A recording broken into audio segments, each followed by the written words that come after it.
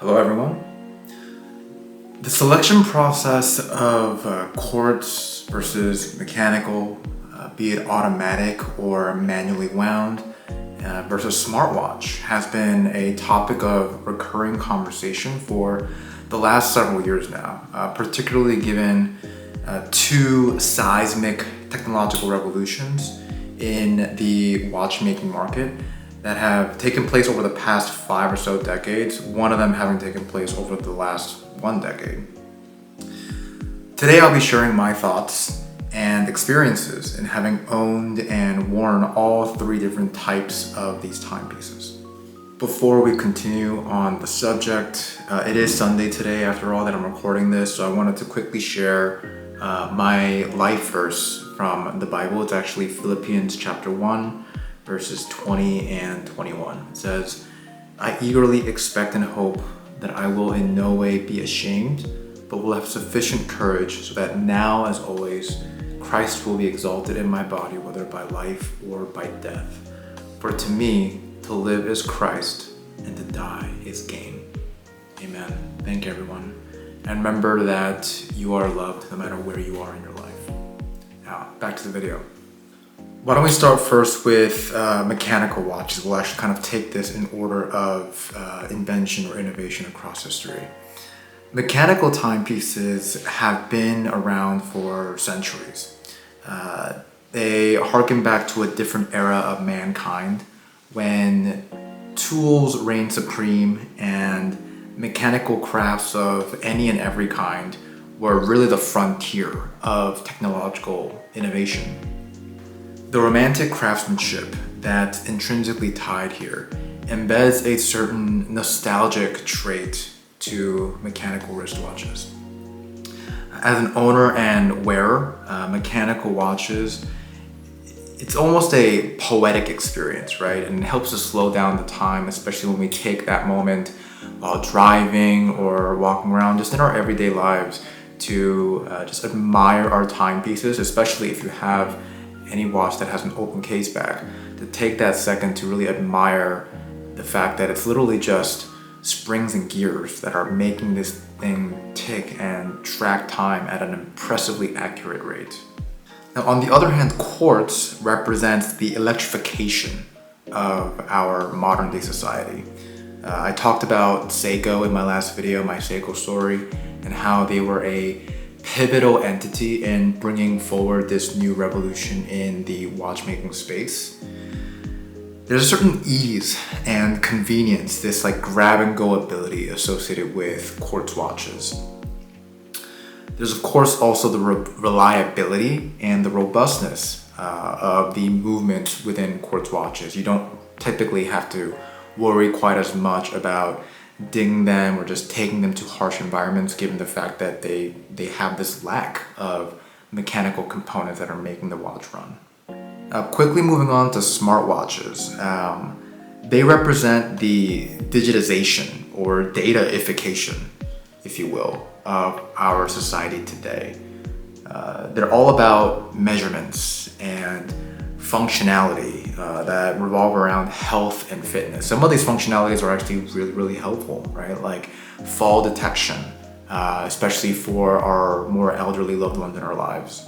The thing about smartwatches though is the need to have to replace them every few years, much more so than say mechanical watches, and I would also say with quartz watches.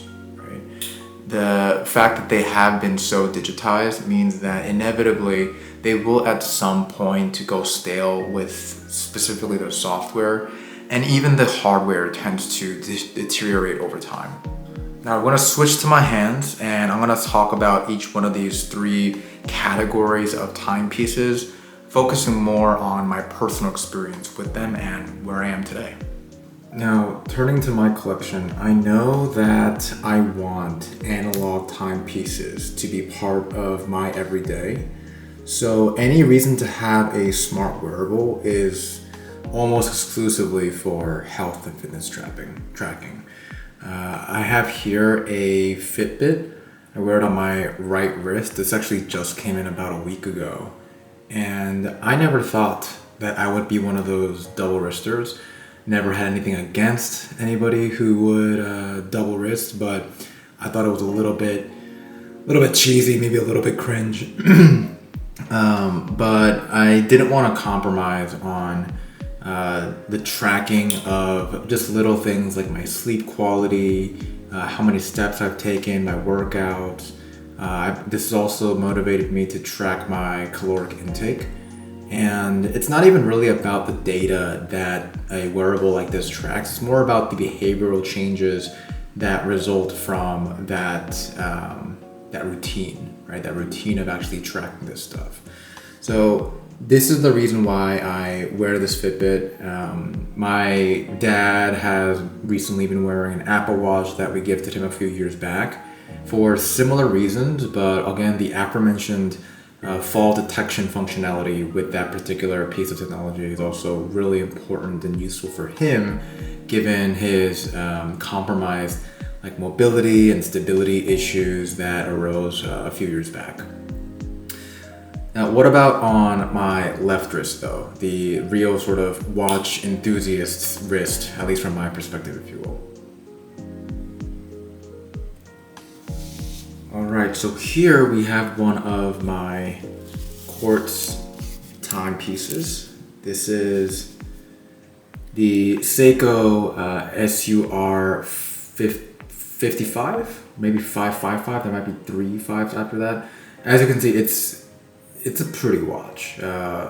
Definitely shiny. You can see those polished links really reflecting the light there, and it's a bit of a showstopper. And if you take a really close look at the dial, then you'll see the horizontal striping from top to bottom.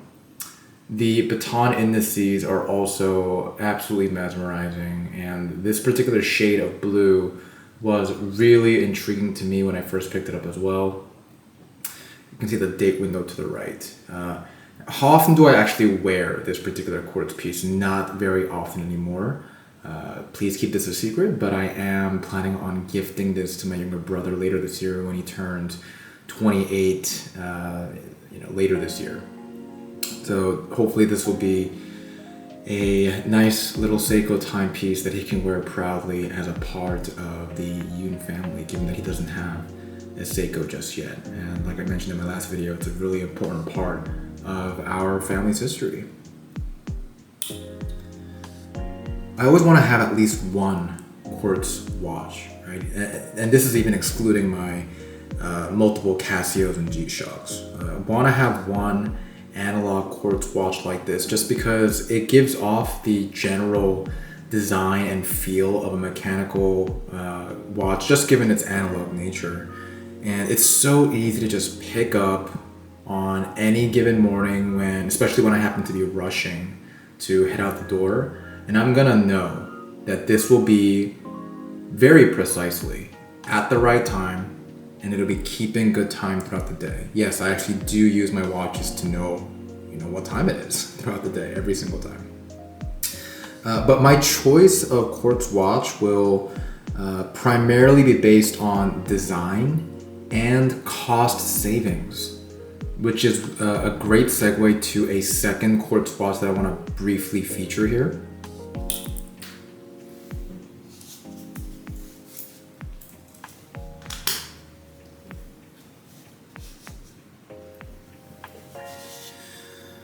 That Quartz watch being the Seiko modern day speed timer. This is the Panda version.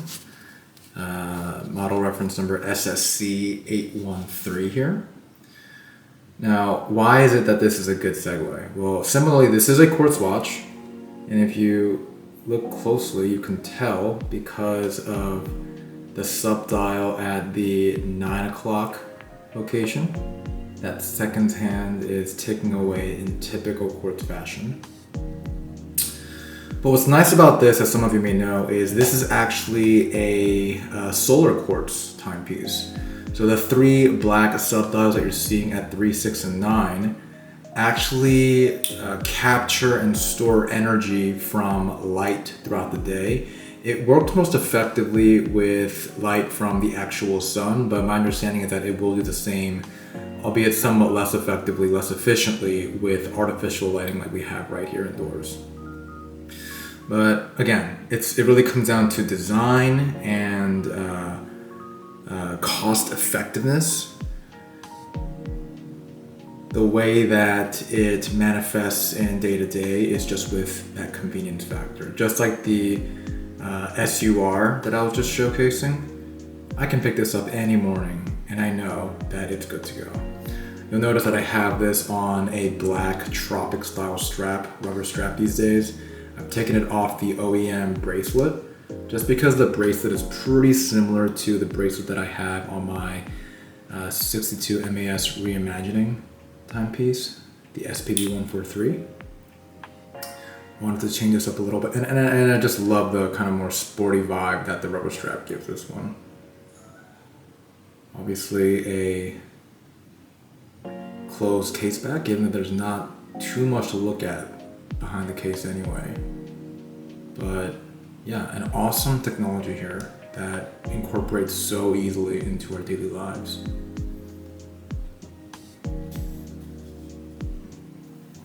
Finally, I'm going to show you what's on wrist today as we wrap up this kind of talking hands segment here. This is my Hamilton khaki field Murph, 38mm in the white dial. Been wearing this today.